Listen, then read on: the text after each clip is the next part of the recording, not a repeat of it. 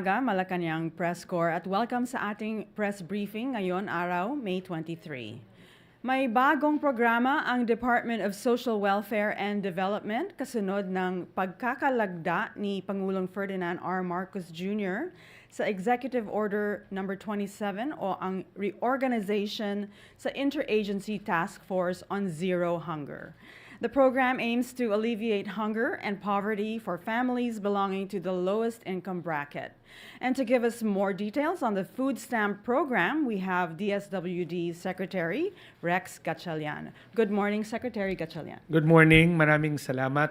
And before I go into the details of the program, I'd like to put it in context in relation to the new executive order on hunger. Let me just read a prepared statement by the department. Magandang umaga. With the restructuring of the Interagency Task Force on Zero Hunger, we are assured of a stronger and more efficient system and mechanism to mitigate hunger and poverty in the country. This is also part of our commitment to the United Nations Sustainable Development Goals and attaining the ambition natin 2040. In line with this development, I am proud to present to you the Department of Social Welfare and Development's new program that will provide food augmentation to food poor families, also known as Walang Gutom 2027, the food stamp program. The program is anchored with the Philippine Development Agenda 2023 to 20 transfers that will be loaded with food credits amounting to 3,000 pesos to purchase a select list of food commodities from DSWD accredited local retailers. The Walang Gutom 2027 intends to target the bottom 1 million households from List Tahanan 3 who belong to the food poor criteria as defined by the Philippine Statistics Authority. We believe that this program will properly address the gaps and assist its beneficiaries in attaining the recommended food and energy consumption needed for each member to perform their daily tasks and routines that has direct and indirect contribution to human capitalization and a direct positive impact towards nation building. In other words, by meeting the daily food requirements of its target beneficiaries, the said program will sufficiently mitigate hunger due to extreme poverty. Lastly, the DSWD hopes that through Walang Gutom 2027, the country will be able to combat hunger and achieve food security towards the realization of a zero hunger Philippines. Maraming salamat. Okay. Open for questions? Yeah. Okay. Now we're open for questions. Ivan Mayrina, GMA 7. Sec, is this conditional? Yes. Ivan, when I joined the DSWD, we said that we want to recalibrate every single thing that we do there to turn it developmental.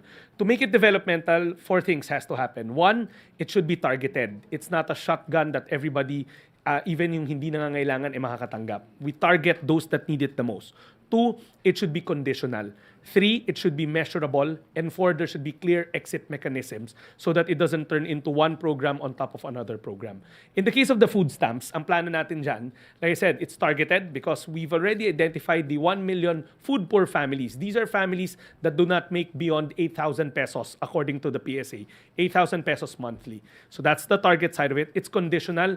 Similar to other food stamp programs, there will be a work component to it. Ang argumento kasi ngayon, di ba, pag gutom ang isang individual, hindi siya makaparticipate, hindi siya makatrabaho. Kulang yung caloric intake. So kung hindi siya makapagtrabaho, hindi siya produktibong mamamayan ng ating bansa. So ang gagawin natin dito, we will supplement the family's intake so that they mawala yung feeling of hunger. Thereby, makahanap siya ng trabaho and thereby they become part of the workforce of the country. Ang condition nga doon is when you're signed up, you have to go to your nearest public employment office, get a certification that you are now being counted as part of the workforce. No matter what job it is. Alam naman natin, iba-ibang skill sets, iba-ibang angkop na trabaho. Pero ang importante, nagtatrabaho ka na. Okay. Pia Gutierrez, ABS-CBN. Sec, paano yung funding nito? Saan siya manggagaling? Because yesterday, the President said that the food stamp program is just still on the pipeline in partnership with the ADB. Tama yun. It's a very good question. Let me just step backwards saan nanggaling to. Remember, the President's dream during the campaign was to end hunger. Ang pangarap niya walang Pilipinong pamilya dapat natutulog ng gutom. That's why we made this bold statement, Walang Gutom 2027. We want it to be the President's legacy that right before he steps out of office, wala nang Pilipinong gutom. As he evolves the economy into higher yielding jobs, we have to make sure that we're making the right human capital investment so that they can partake of those jobs that's being generated. Kasi diba, we don't want it to be a scenario wherein the president's evolving the economy, evolving the types of jobs that's being generated, pero 1 million Filipino families cannot partake of that fruit of that economic change. We want it to be inclusive. So, tama ka, it's still in the design stage because what's happening right now is we are working with the World Food Program, who has vast technical expertise when it comes to running food stamp programs worldwide. And then the ADB was kind enough to provide close to $3 million for the 6 months pilot that will run in the middle part of this year towards the latter part of this year. So this year, we're in the design and piloting stage. What does that mean? In every big, large-scale program, you don't want to launch it without studying it and going through the details.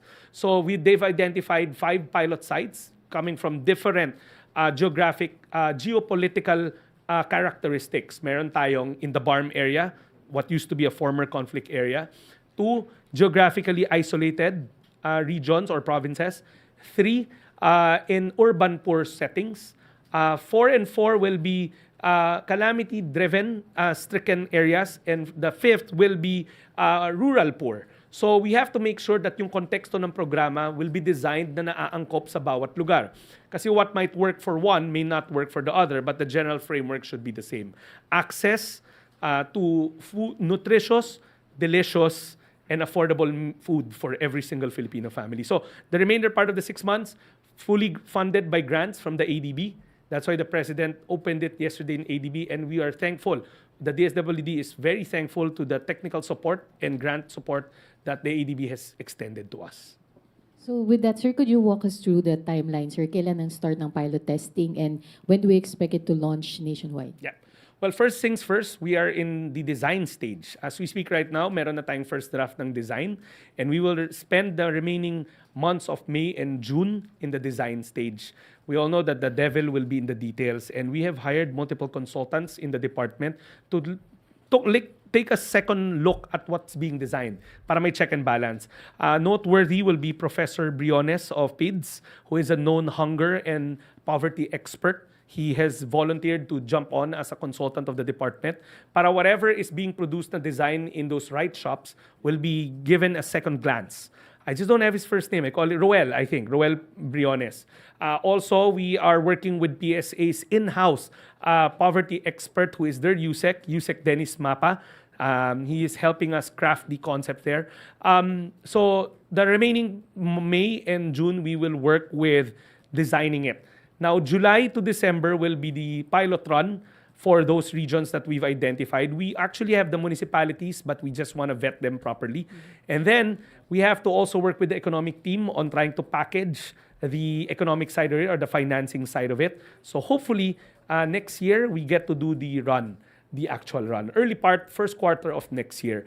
But we have to point out that we won't not also do it simultaneous 1 million. That's trouble waiting to happen. We have to do it in a progressive manner.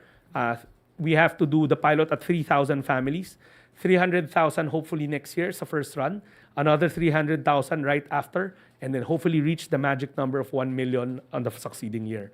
But all throughout that program, we will continuously measure and we will keep on measuring the beneficiaries. Okay. Maricel Halili, TV5. Hi sir, magandang umaga po. Sir, paano natin masisiguro na sa pagkain lang magagastos yung 3,000? It's a very excellent question, and I will now borrow the President's line. We use food as currency. Meaning, the digital cards kasi that will be given to them, let me just point out that this is also in tune with the President's drive na digitalization. Baka iniisip natin, these are like your manual food stamps na mano-mano. No more. We're working with the WFP on a digital platform wherein they get tap cards. Now, the tap cards will not be loaded with money, but they will be loaded with food equivalent. Meaning, we also work with the FNRI family in crafting the program, wherein I created multiple baskets to choose from. So, yung baskets are always composed of 50% carbs, 30% protein, 20% fats. So mamimili ka lang within the food group. So let's say you go to an accredited partner retailer. You get to choose lang from a selected list of food items in that food group. So kung carbs, it's either rice or whatever you may have. So hindi to tipong cash na ibibigay natin. We use food as currency. I'm sure somebody will ask that, who are the retailers? That's the exciting part for us. What we're doing right now is creating a whole ecosystem of farm to table. Remember, the President's drive was making sure that our farmers are taken care of. And that's why he set up yung mga kadiwa ng Pangulo. That's the farm to market part 1. The part 2 is we extend that ecosystem to market to table. So with 1 million Filipino families subscribed to it, we can also tap into our kadiwa ng mga Pangulo as outlets. 2, MSMEs, mga mom and pops groceries. And 3, obviously, because of their scale and their magnitude, mga big grocers. We've spoken to them, every single brand there is, and there's an appetite to participate in this program kasi we want it to become a movement. Ending hunger is not just the government's job. Ending hunger is everybody's job. It's not right that 1 million Filipino families are sleeping hungry and saying na bukas, I've lost all will to get out of poverty kasi chronic na yung poverty nila eh. Kung gutom ka ngayon, hindi ka makakapagtrabaho, bukas gutom ka na naman. And the cycle keeps on going around and around and around. And sir, paano po natin malalaman kung sino sa kanila yung graduate na dun sa programa? Okay, 2 things that we will use. That's the measuring part. Remember, SWS and other outfits always run that quarterly hunger index na lagi nating na-feature. The recent one, I believe, was it went down from 11 to 9%. You can fact check me on that. I just don't have the detailed figures in my head. We will obviously work with our survey firms to make sure that we're gauging the right things. On another point, in the design program, the 4-year life of the program is 4 years because listahanan, yung ginagamit namin para sa 4Ps na mga proxy means tests, are run actually every 4 years. So we can gauge, after 4 years, we can see if may progress sa kanilang, in fact, as early as 2 years, we can already gauge it. If they're moving along as we want, moving out of the food poor category, hopefully into the poor category. We always say that poverty is a long game. Hindi naman natin kaya, we want to end poverty pero hindi natin kayang sugpuin ang kahirapan overnight. Pero may mga low-lying fruits like ending hunger. We've asked so many people and it's doable. As early as 2 years, you can start gauging it according to literature. But 4 years is the graduation point because we can actually use our tools ng listahanan to gauge. May characteristics yun remember sa proximin test, what a poor person looks like, meaning yung tahanan niya, ganyan. We will use the same gauge as well as the other methods being used by other survey outfits out there or research outfits out there. Sir, last na lang. So, kapag sir nakasama na sila dito sa listahanan, hindi na sila pwedeng maging part ng ibang No, quite the program? contrary. We will use the same base, yung listahanan. Binaliktad natin, we got the 0, pinakamahirap, and looked for 1 million of them. Yung per capita nila is pinakailalim paakyat till 1 million is hit. And then, this will sound very technical, but this is the amount of effort we put into it. Working with PSA, merong Food Insecurity Experiential Survey, FIES ang tawag nila, FIES. Food Insecurity Experience Survey, if I'm not mistaken. There are characteristics also to what a hungry person technically looks like. So, if-filter natin yon. So, we'll draw out the per capita na pinakamahirap from the bottom 1 million. And then, isasala pa natin ulit dun sa filter that the FIES, that the PSA gladly gave us para makita natin kung talagang yung person na na-target natin mahirap. Now, there will be overlaps. Kasi remember, 4Ps is not your anti-hunger program. 4Ps was designed to keep our children in school at an early age. At ang conditionality niya is the nutrition, the health side of it, to make sure that our children get the right barangay intervention sa barangay health centers nila. But it is not a hunger mitigation program. So this is actually complementary to it. There will be overlaps, pero hindi necessarily lahat sila the same. Because ang matatamaan dito malamang will be the poorest of the poor ng 4Ps, pero may mga mahihirap na wala sa 4Ps kasi they did not meet the condition. Wala silang anak, so and so forth. Okay. Nestor Corrales, Philippine Daily Inquirer. Good morning, Secretary. Secretary, how will the DSWD make sure that this food stamp program is sustainable? Where will the agency get the funds after the ADB grant for the pilot run? Yan. That's why we said it's in the design stage. The devil will always be in the details. We will get back to you. Number one, we are due to meet the finance managers of the government to explain the program to them. But off the bat, there seems to, and I cannot gauge it with absolute certainty because I belong to a different cluster in the cabinet. But ADB is very excited. They said it yesterday. They are very excited to work with us on this beyond the grant stage. And there's also appetite from our other development partners like World Bank. Diba? We've been working with them, the DSWD. They are also excited. They want to put in their inputs there. But more importantly, recently we met the UN resident coordinator, si Gustavo Gonzalez. And he said nga, there are other windows. We don't have to fund this solely by ourselves. There are multilateral windows out there that the United Nations can help us tap into so that the burden of carrying the program is not solely the responsibility of the Philippines. You have to remember, SDG 2, ending hunger, is a universality. The United Nations has been championing this. The President shares the same vision. So this is going to be a collaborative approach, multilateral in nature, not just solely by our own funds, but by the greater international community who wants to help us end hunger in the Philippines. Okay.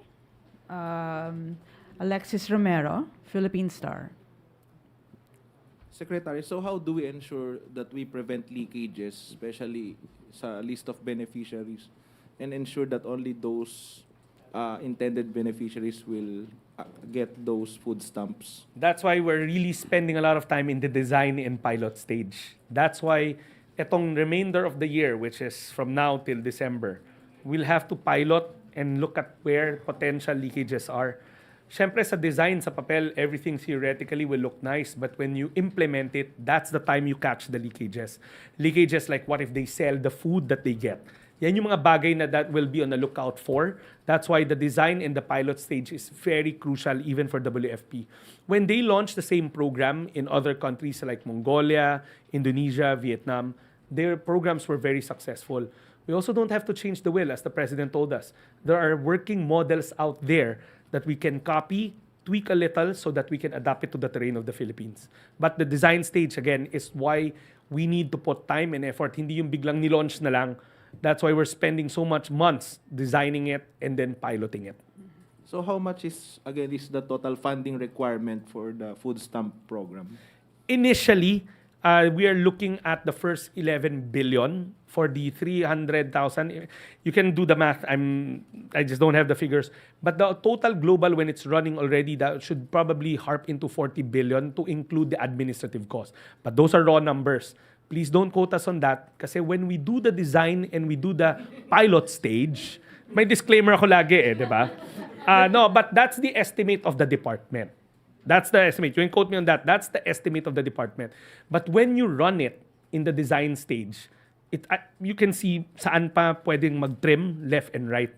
Because there will be economies of scale that we will try to exploit. Di ba? Remember, the kadiwa ng Pangulo is actually eliminating traders. So there are actually opportunities to be made there to cut costs. So the 40 billion is our rough estimate, the department's estimate. 11 billion, then 40 billion at its full scale. But when we actually finish the design stage, then we'll know the detailed peso and centavo. Okay. Alvin Baltazar, PBS. Secretary, magandang tanghali po. Secretary, kahapon parang medyo nabigla si Pangulo na parang wala pa pala tayong food stamp program dito sa Pilipinas. At sinasabi niya, effective yung food stamp program sa ibang bansa. Ano-ano bang bansa yung mga nagpapatupad na ng food stamp program na sabi niya effective naman at magiging effective din ba dito sa atin? Marami. Actually, US is the prime example. They have the SNAP program. Indonesia, most Latin American countries have it.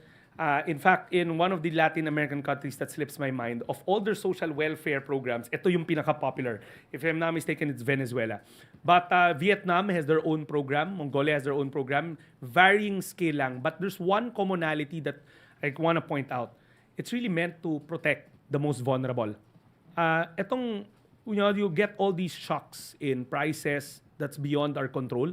But with such programs, kasi you will be able to insulate them, making sure that the most vulnerable gets the protection that they need. I just want to also talk about the features of the program. Yung digital side of it is something that's new. So maaring wala sa ibang bansa yun, kanila manual. So atin, it's going to be a rev-up version, staying in line with the President's directive of digitalizing, making social welfare easier. Tawag na namin doon, ease of social welfare. Okay. Okay. Oh, Pia, are you on this issue? Another issue. Ay, sir. Okay, Jonel Maribotok. Ay, sir. Ano na po ang ginagawang preparasyon ng DSWD sa banta ngayon ng paparating na malakas na bagyo, sir? Well, actually, pabalik ako ng department because we're supposed to meet our beat reporters there about the preparation. Pero since mga same outfit nyo rin yun, so saves us the trouble of doing it. Early on, we have pre-positioned goods naman everywhere in the country. We have worked with Pagasa on the modeling that it seems at this point, kasi it's very early, it's going to affect Regions 2, Regions 1, all the way to Batanes. But again, sabi nga nila, the path can change, but malaki siya eh. So what we've done is we've augmented the stockpiling of food packs up north. Right now, ang average kasi nila will be at around 30 to 50,000 in those two regions independently of each other. Naka-pre-position na yon. But we're doubling it up. The goal there is to double it before the end of business tomorrow. We've already started mobilizing as early as this weekend. So the food packs will be there. And then our field offices are now tasked to work with the local government units to see to it that the local government units in those areas that may be affected know that the logistical support of the DSWD is around. Kasi alam naman natin na the first line of defense will be the LGUs, but DSWD has the mandate for response. Sir, do we have enough budget para... We do. The Quick Response Fund of the national government will kick in naman. Remember, in the Quick Response Fund natin, part niyan is preparedness, making sure that handa tayo even before the storms come in. Sa DSWD, we have a full department doing disaster response. It's not a one-shot deal na pag may bagyo lang dumadating. All year long, they do these type of stockpiling activities, identifying. When I was signed up, we were talking about hub and spoke. We're trying to expand our warehouse system. That's what we're trying to do. That's what we're utilizing now. The warehouse system ng LGUs or ng national government or ng mga national government agencies. Pinupuno natin yun all year round kasi hindi lang naman storm ang binabantayan natin. May mga iba pang sakuna na maaring dumating. In a regular day, hindi lang siguro napipick up ng media, na we respond to small-scale calamities, man-made or natural, fires, mga skirmishes, conflicts. So we do those, pero day in and day out, that's part of our mandate. Okay, Kathy Valente, Manila Times. Yes, good afternoon, Secretary. Sir, the DSW has issued po a cease and order desist against an orphanage sa Quezon City for alleged violation of law against child abuse, exploitation, and discrimination. May we get details po, ilan batang affected? Yeah. Is this an isolated case or may other orphanages pa tayong tinitignan? Okay. Glad you asked that. Isa pa yan sa mga, baka pagdating ko doon, sabi nila, hindi na nila ako kakausapin ng mga beat reporters kasi ng DSWD kasi sinagot ko na ng sinagot dito. And I promised them, una pa naman sila. Anyways, we are referring to the account of Gentle Hands Incorporated in Quezon City. Yes, we did issue a cease and desist order on the following grounds. Number one, as early as last Friday, I personally got complaints on the living situation inside the orphanage. There are 149 children inside. I personally went to inspect and see it firsthand kasi nothing beats me looking at it. Diba? Mahirap yung to rely on reports lang, written reports. So on a Saturday, I brought our team in the Standards Bureau together with our resident social workers to do our spot check. Remember, mandate ng DSWD na since we're regulating these social welfare development agencies, whether they're care facilities, responsibilidad rin namin to always monitor them. And spot checks, as long as may registered social worker, is allowed. So I went with our social worker Saturday afternoon at around 5 p.m. I myself saw the following things. One, the upkeep was not your most ideal. Nakakalat yung basura. Two, ventilation was an issue. Kasi ang nangyari dito, they overcapacitated the orphanage. It's a privately run orphanage. 80 lang ang rating niya, but they were running at 149 or 150 plus. 149 actually to be exact. So there, right there and there, maling-mali na yon eh. And the worst part of it all is we saw the fire exits and they were sealed or may mga grills, and that was not acceptable to us. That's a walking fire trap. So those are the three things. And one of the things that struck me, so it's overpopulated kasi they're running it beyond their allowed occupancy. Two, there are fire safety concerns. Three, the hygiene or the living standards are not to the standards of the department. And then four, more peculiarly, sa akin to, and this is what I saw, when I walked in kasi, there was a security guard, our social workers introduced themselves. We are social workers, kasi di ba sa spot check rules, dapat may social worker na kasama. I surely am not one. So, but you are deputized na sumama with the social worker. The guard initially said, hindi pwede. Kasi wala raw doon yung mga house parent, wala doon yung mga persons of authority, wala doon yung mga social workers nila, which is a no-no in such facility. Dapat at any given time, at alam to ni Daphne because she was a UNICEF champion, there should always be a social worker or a house parent inside. Now you're running an overpopulated facility nang walang social worker on hand. Meron sila pero wala on site. At the same time, yung house parent, wala rin doon. And all they had were, if I'm not mistaken, kaya ayaw ko papasukin, they only had 5 kasambahays who could barely answer. But you were running 149. So, it's a recipe for disaster. What if an accident happens and the fire exits are sealed? Diba? Right there and there, mali na nga kasi the ratio of adult supervision or professional supervision to the population, lagpas-lagpas na eh. But what struck me as something peculiar was, nasa door ako and ayaw ko papasukin, so the social workers had to explain to the guard and to the kasambahays kung sino kami. A unsupervised white Caucasian male just walked out of the facility. So, ang point ko, if it's unsupervised, kasi ang reason bakit daw wala bago ako pumasok, kasi wala raw doon yung mga house parent, wala doon yung mga guardians, wala doon lahat. Eh bakit merong adult, male, Caucasian, just walking freely unsupervised? How do I know it's unsupervised? Kasi that's the same reason to me eh. So we finally got in, they escorted us in, and true enough, wala yung mga house parent, wala yung mga social worker. Then later on, dumating yung resident psychologist nila, child psychologist nila, then we engaged them. Ask questions, so and so forth. But sa akin, more than anything, the cease and desist order is anchored on our parent of the nation doctrine.